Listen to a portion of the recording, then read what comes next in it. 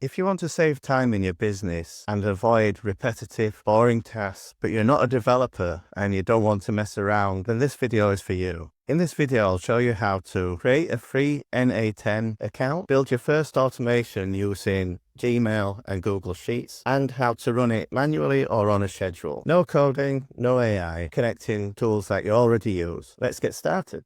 First, we've got to go to n8n.io and click this Get Started button over here. And then you're going to sign up for a new account, and it's a 14-day free trial. While it sets up, I'll skip ahead so you don't have to wait. Usually takes a minute or so. Okay, your workspace is now online. So I'm going to hit Create Workflow, and we can see we can start with triggering it manually when something happens, an event, on a schedule. The main ones that you're going to use are manually, on a schedule, and form submission, at least to get started.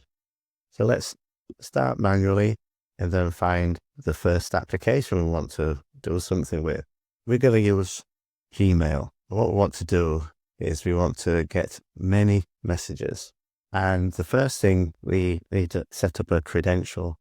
And fortunately, because this is the cloud account, they make it a little bit easier. And we can sign up and use our Gmail account, and then it allows you to just connect with it.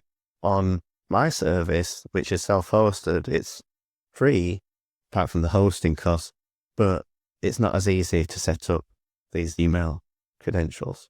So we've got that now, and we could say, I want to look at messages, I want to get many messages, and you can return all of them or a certain number, and then we can add a filter. And you can return a simplified version of the response or the raw data. Let's do simplified first, see if we get what we need out of it. Yes, I want to include spam and trash, and I want to do a search. What I'm going to look for is unsubscribe links. See if that works. So what we can do is click execute, see if we get anything back. So we've got all these. It's kind of a summary of the information. It doesn't have the full email in there. So let's try it not simplified and try it again. That's more like it. It's got everything there, which is a bit overwhelming, but the thing we're looking for is to see if it does actually include that text we were looking for, which is the unsubscribe link. Yeah, here we go. Unsubscribe from future emails like these. So that's what we're looking for. And so anything that's got an unsubscribe, which may not be accurate enough, we need to see it's going to be caught in this grab of 50. This basically just gets anything with an unsubscribe. So let's give it a name, call it Gmail workflow. It's saved. So what can we do with it? Well, we can do another Gmail, and anything that comes through with an unsubscribe, we can mark it as red. It's a resource of message. We want to mark it as red, and then we get the message ID. Anything with an unsubscribe, we want to mark it as red. Again, we can execute. It's going to take a while because it's using Gmail to go and grab all these emails. It's got all of these that were in promotions. Now, what we can also do is we can add another filter that says, I only want to get unread. And that means that it's going to get 50 at a time. So when I've marked as read, the next time it executes, it's going to get another 50, but they're going to be different to the ones that we got before. So there's a limit of 50 each. It's 1.3 megabytes. So we've now got a workflow that anytime we execute it, it's going to go through and basically find newsletters and mark them as read. When you look at the executions, you can see every time it's run, and you can see what it's actually done. Let's take a look at another example. This runs on a schedule. Right now, running it every minute. Obviously, that's quite aggressive, but it's good for testing. Again, we get many messages. We've got a limit of 50, and we're doing simplify.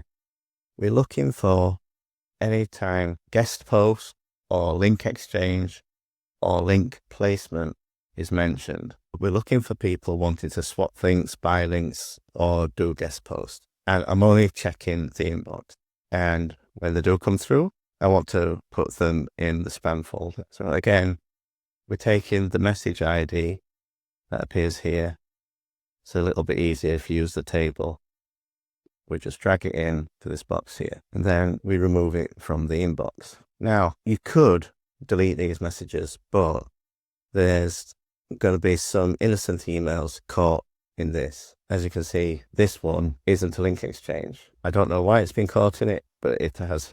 So we have to be careful. If we run it, it's going to go through, get a bunch of messages. It's going to mark them as spam, and then it'll remove the inbox label. So they're not gone completely. They've just gone to the spam folder, so we can get them back out again. The schedule ran, got 50 items.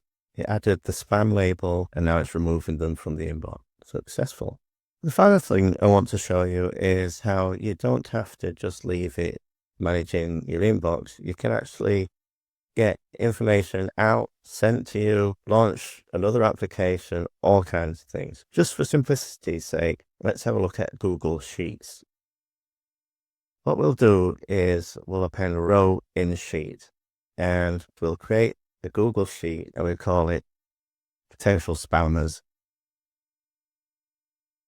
We'll set up our Google Sheets connection, and what we can do now is we can get that potential spammers sheet. Just use the first sheet. What we want is just the email address, and then we find in here the from, and then we try it. And now we've got a list of from addresses. Now every time we run that, the list should grow, and we can look to see if there's anybody in there that we should be paying attention to instead of marking them as spam. We could even add a check in this that it only marks them as spam if they're not in a special protected list. So I hope that was useful. I hope I didn't go too quickly. Let me know if you would like to see more tutorials like this, or if there's something in n8n that you would like to achieve, or any ideas for other videos. Do let me know. It's always the best ideas come from you. See you in the next one.